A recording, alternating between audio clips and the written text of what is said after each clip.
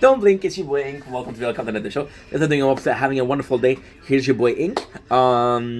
Today we're having a co-host which is 60 days in. Love that fucking show. I agree, 100%. Today you're gonna see me moving a lot because we're a bit nervous. We have this tournament, and we have this tournament. So we're moving a lot. We're not outside, because if you didn't know, there's snow. So you see the white stuff here, right? That's snow. See the white stuff on the roof here? That's snow also. So there's snow, which officially means I have to start doing mukbang inside. Now, my apologies. I'm a bit stressed, I'll be honest. Not because I'm doing a mukbang outside, a mukbang inside, but just a lot of things going on right now, which is good things because it's content, right? So one of my first mukbang in a freaking long time inside, which is kind of cool, right? Kind of cool. I haven't done so since I've been doing some TikTok live. Today on the menu we have Mama's Wing, which are actually flamingo, honey, and garlic. But since it's my mom that gave it to me, I can technically call them Mama's Wing without being a clickbait. Now, there is something I'm going to need you guys in the comments to tell me. The lighting. So, technically, you saw me film in this position a countless time, right? And countless time you see me film, and usually I use the light that's here. You see the light that's here, right? Now, we're using a light that is on the oven, and I don't know if you guys prefer this light or you guys prefer the last light.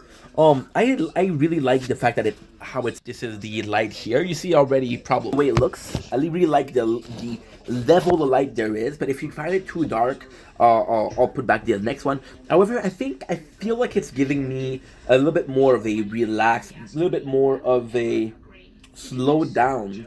Not slow down. I'm sorry. I'm very nervous because we have 3 tournaments going on, and I want to do good because people are watching these videos and I want to give them good content. So I have to perform, but I'm stuck doing 5 things at once. Eating, listening to 60 Days In because we're going to do a recap on that. And we're going to be working on the tournaments because we need to do it.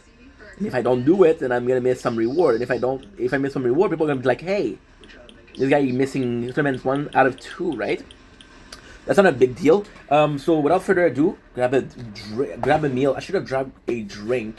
We forgot, but that's all good. Now we have a subject of the day. And the subject of the day is it's kind of like a weird subject. So today I've been working a lot on clips. We have a very bad news where I thought I had uploaded a version or a part of the gameplay that I didn't. So the game is Metaphor Ray Fantasio. I uploaded the 13th part, but not the 12th. Now this footage is dead and gone. So it's not good. I have to restart, which I'm not sure if I'm gonna do this year on the $110 game. I'm disappointed. But because I was disappointed today, I was like, okay, I put on content. And for some reason, I started watching Emberlyn Reid, which I watched on enough. For me, okay. So who is Emberlyn Reid?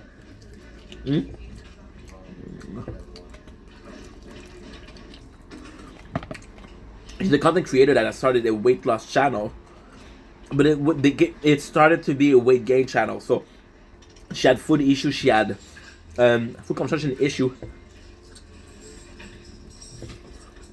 and yes, she lies. But everybody hates her, so I feel bad for her. And I think on social media, it is very important, very, very important,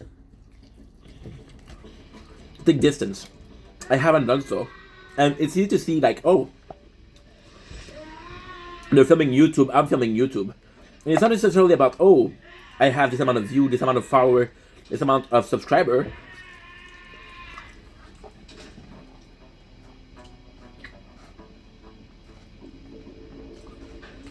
What's going on, my dude?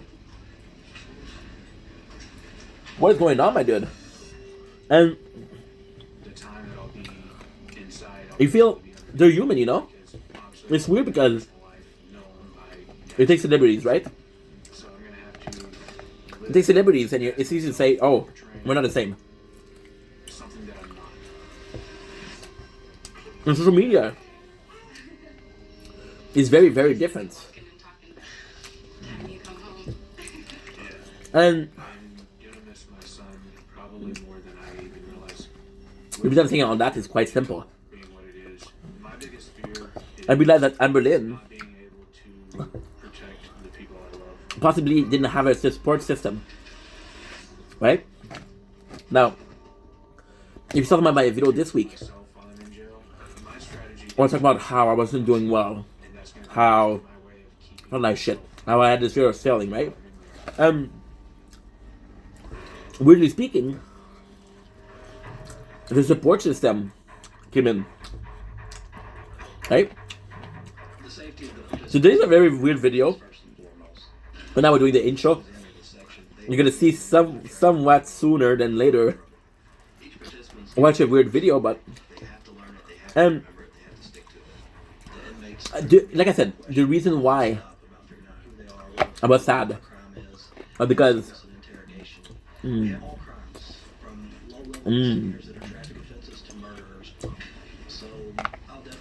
I was sad,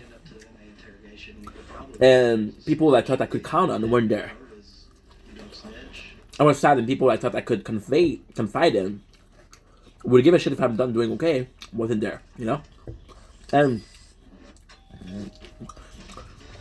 the drop that made the cup overflow was I was streaming, and two friends started respecting me, right? Now, ultimately speaking, that day I was in a bad mood, okay? So, did they say something that they didn't say before? No. But it sort of affected me, you know? And then we started feeling this nostalgic, quite sad. And it's sad because the two people were part of my support system, you know? So, this week, I did a video on the support system, right? And friends and them being there for you. And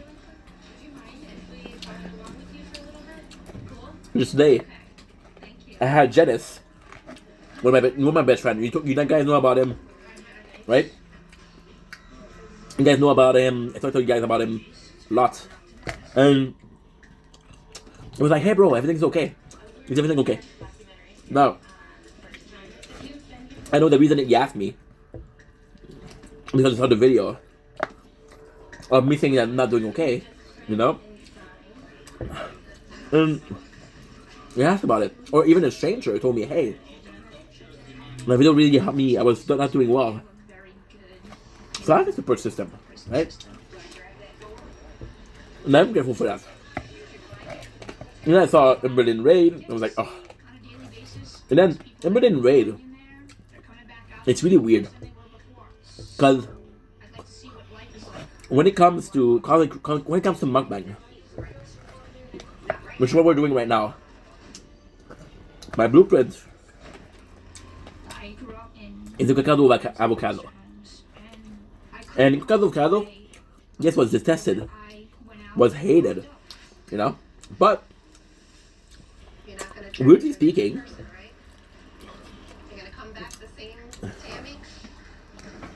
very weirdly spoken, the cacao had an amazing support system. I know what you're saying. Bro, everybody makes a video about him. Yeah, okay. But guess what? If you look, right? If you look at him, it collaborates with Angry Fat Chick. Right? They've been collabing for years. collabs a lot with Carly Steele. I've been collabing for years. So behind the scene, he actually has a really good support system. Behind the scene, he doesn't fight with Orlin. You know what I mean? So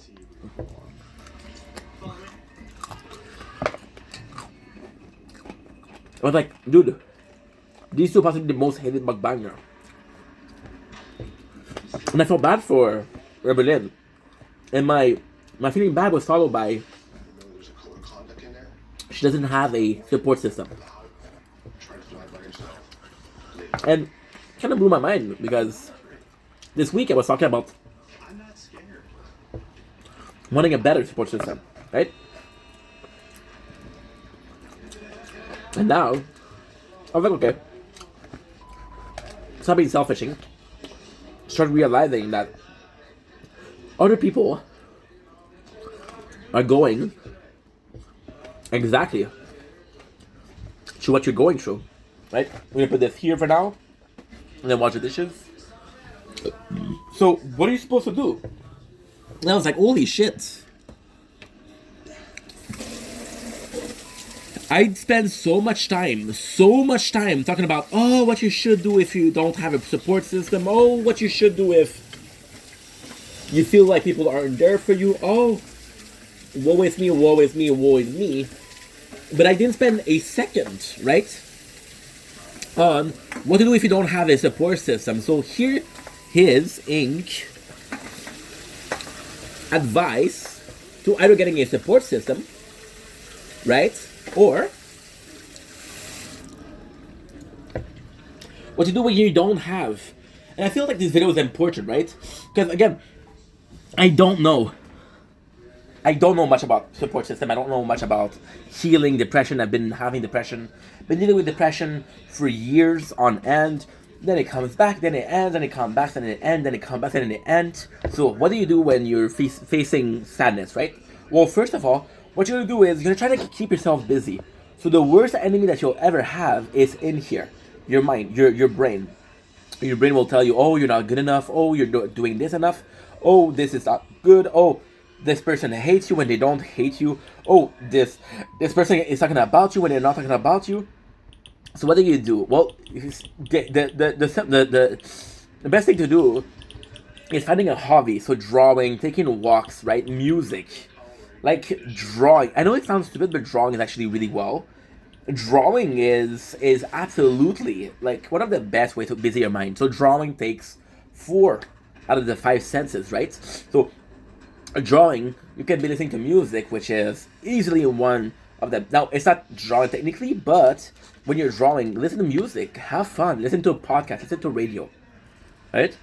And the eyes, you're seeing what you're drawing. You're looking for more. Like, what can I add here? What color should I use, right? The touch. You're touching the pen, you're touching the brush, right? And finally, there's always one more. The smell. Now, I know what you're saying. I know what you're saying. You're saying, dude, there's no smell when you're drawing, and that's not true. So, for example, right, you're gonna be in this room, right? And in this room, there's no smell. So the sense of smell, or the absence of the sense of smell, is also stimulating your imagination, your brain. Why am I not smelling anything, right? And when you ever went next to people that are wearing a lot of perfume, right? Like, holy shit, and that is aggressive, right? Or you always went next to people, right, who smell bad, and like, oh, they stink. Or even then, you went with people that you didn't know what they smelled like, or you couldn't identify the smell, but somehow they smell good to you, which is pheromone, right? So in a room when there's an absence of smell, it's like a sense deprivation room, right? You've seen those. So what you do is you go into like a coffin. There's no light. You're in the water. You can't hear things. You can't touch things. So this is making your brain busier. So busy your brain, first of all. Second of all, find comfort source. So again, we're talking about the 5 senses, right? So your brain, your whole entire being is using those 5 senses in a way that is so fucking important. So what is that said that is super, super important is, for example, right? if I can find a comfort zone, if I know one of the meal brings me comfort, right, I would be eating that meal. Now, technically, I know what you're gonna say. Oh, you should find comfort in food. That's why you're fat. Would you rather eat food or do drugs, drink? Those doing drugs and drinking, right, are those two things are chemical that are emotion enhancers. So if I'm feeling sad, right, drugs and alcohol will heighten that sense of sadness. If I'm doing happy, it will heighten that sense of happiness. That's why you're seeing people, right, having parties and drinking and being with friends and drinking, right? Even monkey, right? They eat fermented fruits to get drunk. You don't see them alone eating fruit. They're in a gang. They're with a couple of their buddy and they're eating those fruit, right? To get drunk, and they know that they'll get drunk. They can smell that the fruit is long time due, right? But they still choose to do it. So there's a sense of it. And if I always believe, and that's my opinion, right? If you start drinking alone, that's when you know that you're having a problem. If you feel the need to drink alone, then you feel like to have a problem. So I had a problem with food, right? I'm obese, and I'm trying to lose weight, but I'm in a position where I cannot stop thinking about food, right? If I don't eat junk food, I think about it. I cannot sleep, right? I'm addicted. But do I prefer being addicted to food or to drugs? Food, of course. So find comfort food. Find things that can put by. What is really, really, really stupid is actually right here. Jolly Rancher. Jolly fucking Rancher. So I've ate these during the work. I ate so many of these every single day. I would eat 9, 10 of these every single day because I wasn't really happy, right, with the bully, with the stress of the work. I wasn't really happy. So what I would do is I would listen to music, which was one of the scents and the tastes with the candy. And the taste actually helped me get away from the situation, right? So, and I'm not saying that the answer is to get away from the situation. I'm saying that if you're in a situation that you don't like, why stay in it? You're purposely facing a situation that, oh, you know what? I'm not comfortable, right? And because you're doing that, you're not solving a problem. You're adding to the problem, thinking that the only way to solve a problem is to face it, right? It's not true. For example, right? You feel like you have a shitty life. How can you face that, right? You're gonna start solving one problem, second problem. There's gonna be other problem, right? There's no way. There's a way to survive. There's a way to heighten the situation, to be less sad about the situation, to feel like, you know what? Yes, I had a shitty day, but right now I'm with my friends, I'm with family, right? Now, the reason why I'm talking about friends is I'm trying to do a video where you're self-sufficient in that sense of support system. You're supporting yourself. Supporting yourself is most of all one of the most important things, because those people might deal with your problem. Those people might not have time for you. And if you constantly rely on those people to help you, you're going to be in a position where I feel like shit and I don't know who to talk to. Talk to yourself. You look crazy, fine. But you rather look crazy or really be crazy because you've been doing so much trauma, right? Music is an amazing way. So you see, we're talking about drugs and alcohol being heightened emotion, right? Now, music is a way to heighten your emotion, right? So when I was in a depression, I was 22 years old, right? I would listen to sad emo rap. I would listen to Falling in Reverse. I would listen to it was another band. Oh yeah, Garden, right? And see,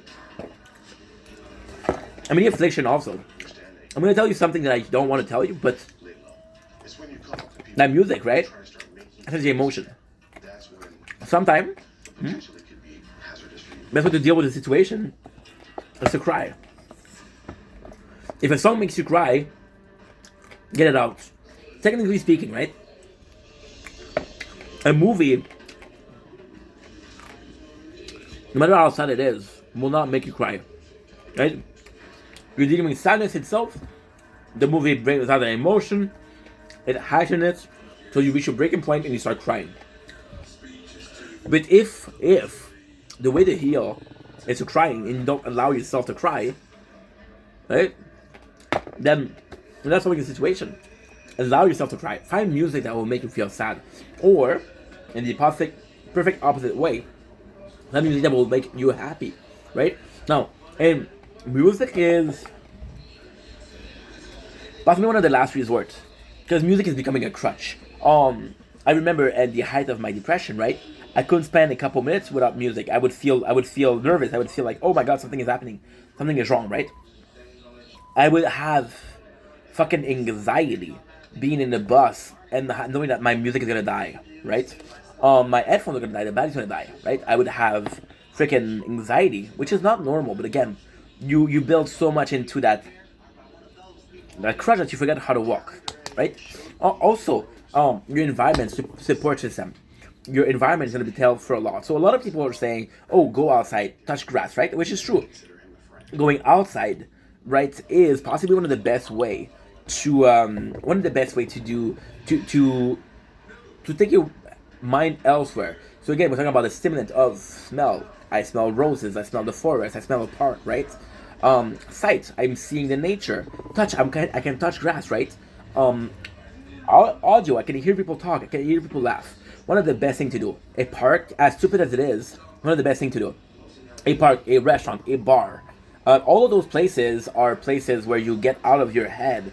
All those places are places that you go out of the house or this environment in which you're sad because you're cooped up in your home and you're sad in your home, right? So by doing this, you allow yourself to change environment, and because you change environment, it maybe helps you, right? So bars. The problem with bars and restaurants, they're really good for that. But the problem with restaurants and bars is they're next to people. So you might not be able to be next to people, technically speaking, right? Find places that aren't your home, right? Who are extremely comfortable for you. So I'll be completely honest once again. Not a thing that I want to share, but I'll share because I'm trying to help you guys out, trying to better society. As crazy as it sounds, okay? As crazy as it sounds, I swear to God, it's true. I swear to God, it's true. Now, when I was depressed, I was 22, I was depressed, I couldn't go out, right? I couldn't go in public. So what I would do, I would wait until the night. I would wait until like 2 a.m., 3 a.m., right? I would go to my high school, right? Which is a place of joy. And I would go into the parking lot, which again is a place where I could get the Wi-Fi. Also, I used to work in a coffee shop when I was 21. I was also depressed. One of the places I would go to the parking lot of that cafe, that coffee shop, because there was Wi-Fi, and I thought the Wi-Fi was the reason I go there. But there was multiple places with Wi-Fi that was closer to home. Why did I go there? Because those places meant something to me. They evoke a emotion that was positive. So you see, why did I chose to go to the high school? Well, I knew there was Wi-Fi, but why this in place in particular? Because my subconscious told me, hey, you need a good place to be. And when you're thinking about where should I go, your brain will know more than yourself where you need to go, right? For example, I am thirsty. What should I drink, right? Then you have preferred drinks, so your brain will often think about those. I'm more of a coffee guy than a tea guy. I like tea, but I'm more of a coffee guy. So when I'm thinking that I'm thirsty, I think I can use a drink. What does my brain do? It takes me somewhere, which is drinking coffee. Now, ultimately speaking, I'm just giving you an example, right? But your brain will know your needs. Your brain will know how hungry you are. That's why you can eat and eat, and you don't think, right? You don't think that you're full, but then you hit that you're full. So I did a video. Somebody told me in the comments, right? You speak so fast. And as a joke, I kind of teased them. I was like, dude, the thought, right? I speak fast because I think fast. So the speed in between me thinking and the speed between me talking, right, is SOS, speed of speech. Speed, right, of the speech through thinking and speech. So I thought it was really funny because again I was teasing the person. I wasn't being an asshole, but I was kind of like, oh yeah, you want to talk shit? Let's talk shit, right? And then I was making a joke out of the speed of understanding. So the speed of understanding is the amount of time it takes between the brain and the mouth to talk versus the amount of time it takes for the ears to hear and the brain to understand, right? Which is the SOU. Now, this is not factual. This is not science, right? I just came with it because I thought it was funny. And yeah, so when you really think about it, right? When you really think about it, you're like, your brain will know more than what you need because you don't have to think about it. You have those automatic responses, right? When you see water, you're gonna be floating. You're not thinking about floating, right? When you're breathing, you think about breathing. When you're blinking, you think about blinking. When you're hearing, automatically, if I hear something, even if I don't want to hear it, I'll hear it. I understand the information that's being brought to me, right? So your brain will know what you need. So listen to your brain a little bit more. Stop thinking and just do anything that comes to your mind. So when you're thinking and you're thinking, oh, I should do this, I should do this, I should do this, I should do this, I should do this, those are not the answer. Stop thinking, right? Take a little break, take a deep breath, relax, and then, okay, what am I thinking about right now? That's possibly the thing I should do. Lastly speaking, right? I know sometimes you don't want to talk when you're depressed, but if you don't want to talk, and as stupid as it is, did my depression, right? That's the worst thing I did, but that's really the best thing I did. I was listening to this podcast, right? And this podcast was a French podcast, which was the Daily Buffer, right? And it was crazy because this guy was going through depression, and this guy chose to talk about it, right? And I didn't have anybody to talk to, and I listened to him talk about his depression, trying to look for similarities, right? And then the worst thing, and I'm sorry, Jan, because it's the name of the guy was Jan.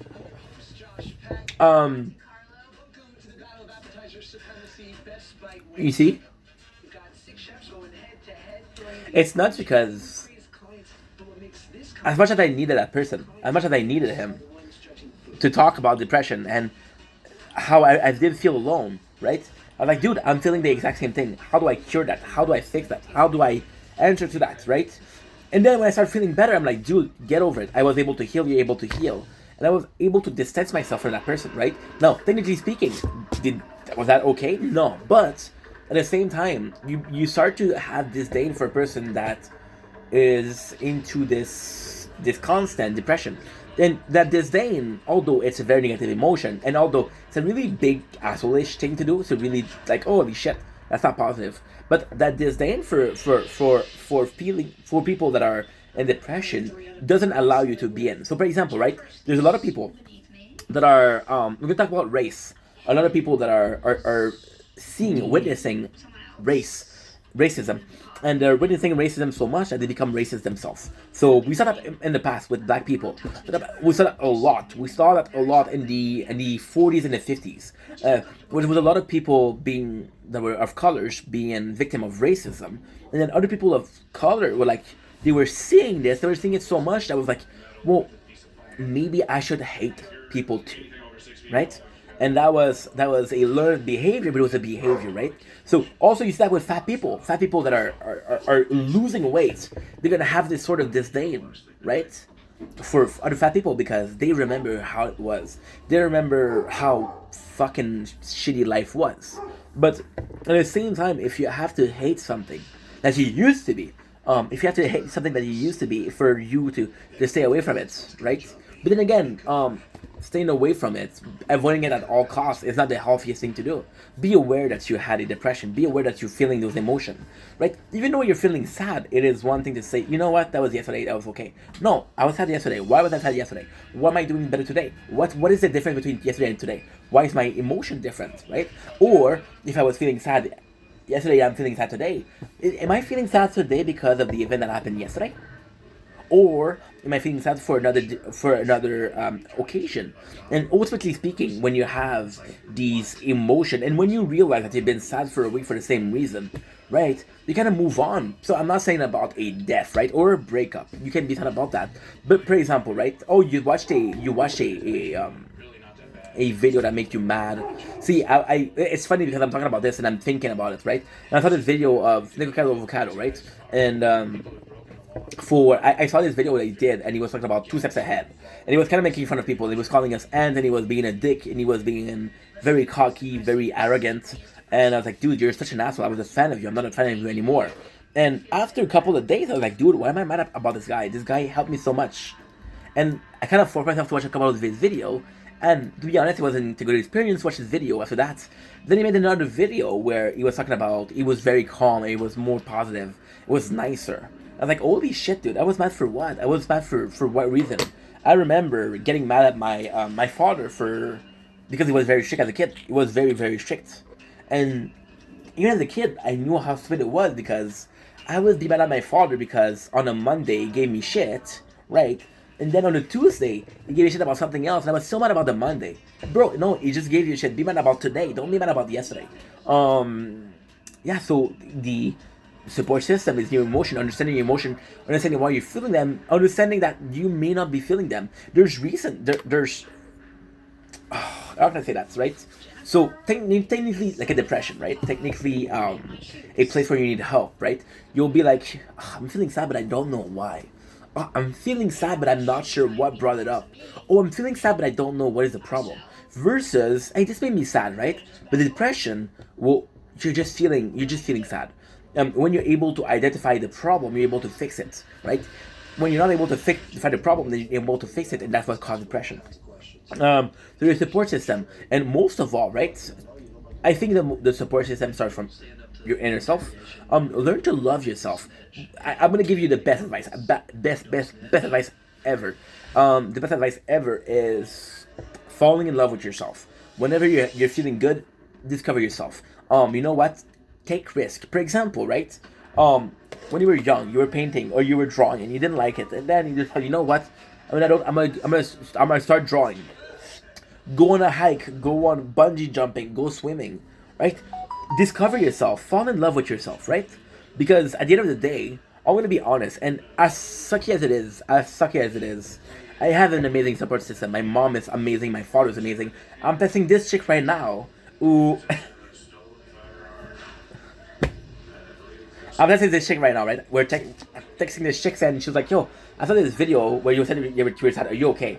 And when you look at the upload date of this video, it was like 2 months ago, right? And you're like, "Dude, you're a bit late." But at the same time, right? You're you're thankful that she texted you. Your parents are gonna be there to text you. And even though I'm not, there's time where you're gonna have people there for you, and like, I'm sorry, but I don't feel like talking. I don't feel like conversing with you. You don't have to converse with them. You don't have to talk to them. You don't have to talk to them and be like, you know what? I don't want to talk to you, dude. I do not want to talk to you. But then at the same time, understand that those people are there for you. See, you don't need to be there. You don't need to talk to them. I'm gonna give you guys an example, right? You're having a group of friends, right? And that group of friends is 5 people, and they all go to see a movie, right? And you were invited, but you couldn't, right? You couldn't because you weren't available. And now the next day they talk to you, and like everybody out of the 4 people, 3 of them said, "Hey, this movie was phenomenal." The 4 guys like, "I was okay. It was not that great, but it was okay." And the other guys are like, "This is phenomenal." So how do you feel? Do you feel happy that they liked the movie, or do you feel sad that you didn't see the movie, right? In most cases, you feel happy because they enjoyed the movie, right? So, again, this is the same thing. Your parents, your support system, your girlfriend, your boyfriend that talks to you when you're sad, right? Even though that you didn't talk to them, even though they didn't fix things, they were there for it. They were trying to help you out. It's like those movie that watched a movie, those homie that watched a movie and they enjoyed. You weren't there, but it doesn't really matter, right? So fall in love with yourself, but also realize that there's people in front of you. I'll be completely fucking honest, and this is a bit of a shame. I regret this really. Last year in May 2023, I did a big depression, right? Because one of my guys at work told me if I had a gun, I'd shoot you, which is death threat, and he meant it, right? He said, "Oh no, that was a joke," but the way he looked at me, it meant it. So I did a good depression, right? And the government, when they saw that, right, they pushed me toward a shrink. Now, again, I'm all for honesty. I'm all for transparency. This health system of Montreal is clogged, right? So I did go to the hospital. They did give me access to a shrink, but they said, "Listen, you're not gonna be able to have a shrink." So they pushed me toward a social worker, right? And I swear to God, at that time I was talking to my mom, I was talking to my dad, and I was complaining about how they don't give a fuck. They do not give a fuck. Why are you pushing me toward a social worker? And what I'm saying, I swear to God, I wish I could show you proof, right? That social worker themselves did more for me than the shrink, right? One of the shrink, and I'm not gonna say who. I still have his name, right? Call me in vendetta. I have a vendetta. That guy asked me a couple questions, didn't talk. I was in and out 50 minutes, and he gave me a prescription for it was Zoloft, right, which is a antidepressant, right? He didn't give a fuck. He didn't give a fuck. Here you go, pills. Didn't solve the problem. Social worker, she really helped out. She really helped out.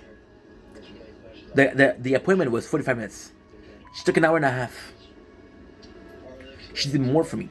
If I gave her the chance to talk, I would have realized that's what I needed. So what I mean by that, maybe the people that you think that you need are the people that you actually need, right? Maybe give a chance to stranger. Maybe give a chance to people that are going through the same shit. And lastly, I'm gonna give you the worst of the best example. The worst of the best example is actually quite simple. I was 22. I had my major depression. I discovered the artist. Nothing nowhere. I fell in love with Joe. He helped me so much. He doesn't even know me, but he helped me a lot. He saved me from suicide, if I'm being honest. And Joe, about 6 months in my depression, started doing one takes. So one takes were song where he would sing the song acoustic, right? And it was amazing. And I remember one night, knowing that he had a live where he was showcasing premiering a song. And I remember being depressed, and I remember being in a room full of people waiting for the song to drop because Joe was late. Joe said, "Oh, I'm gonna drop this song at 8 o'clock." It was 8:20. It was not dropped. But you know what? It didn't matter because I was in a room full of people that actually love the same thing that I do. And because they found they love the same thing I do, I didn't need to talk. I was just surrounded with people that had common interests, which to me was a huge fucking deal. So it sounds stupid, but go into a group, go into discussion of people that are just like you, going through stuff. So for example, right, you're having a eating disorder, right? Or you're having self-harm issue. Going to group that they talk about that, right? Now, ultimately speaking, this is very last resort. I don't really recommend it because, so you see,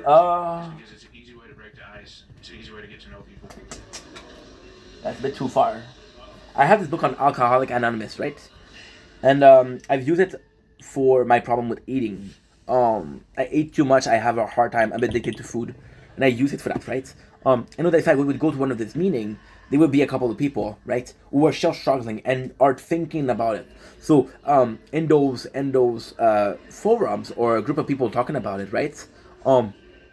The problem with that is they might influence you to do the same thing. So for example, right, you're in Alcoholic Anonymous, and all you can think about is drinking, right? And you have this guy next to you who's talking. You don't even know him, but it's like talking about how nice it is to drink. It doesn't help. So possibly talking about people that are facing the same problem that you do will not help.